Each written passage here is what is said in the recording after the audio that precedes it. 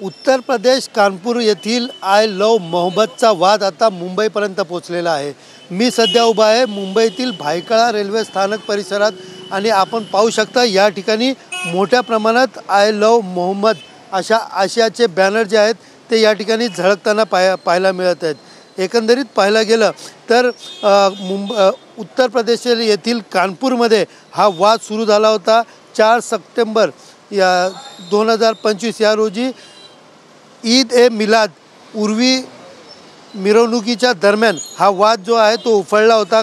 या मिरवणुकीमध्ये काही मुस्लिम बांधवांनी या ठिकाणी आय लव मोहम्मद अशा आशयाचे बॅनर झळकवले होते व त्यानंतर हिंदू संघटनेने त्याला विरोध करत धार्मिक भावना दुखावल्याचा आरोप केला होता व त्यानंतर तिकडच्या पोलिसांनी देखील 20 ते 25 जणांवरती गुन्हा दाखल केला होता। मात्र त्यानंतर राजकीय मुस्लिम नेता ओवैसीने यामध्ये उडी मारून आय लव मोहम्मद लिहिण्यामध्ये कोणाला त्रास आहे अशा प्रकारची टीका केली होती। त्यानंतर हा वाद पेटला असून अनेक राज्यामध्ये हा वाद पेटतच गेला आणि त्यानंतर काही ठिकाणी तर पोलीस आणि मुस्लिम बांधव यांच्यामध्ये देखील आय लव समर्थक करणारे मुस्लिम बांधव जे आहेत त्यांच्यामध्ये देखील तिकडे काही ठिकाणी झटापटी देखील झाली तर काही ठिकाणी दगडफेक देखील करण्यात आली। मात्र हे सगळं सुरू असतानाच आता मुंबईमध्ये लागलेले हे बॅनर नेमकं या बॅनरवरती कशा प्रकारे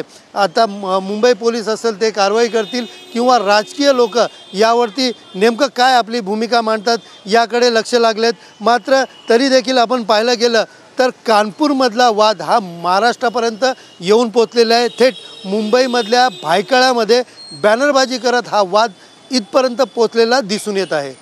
कॅमेरा पर्सन अमित शिगवणसह सुनील जाधव, TV9 मराठी, मुंबई।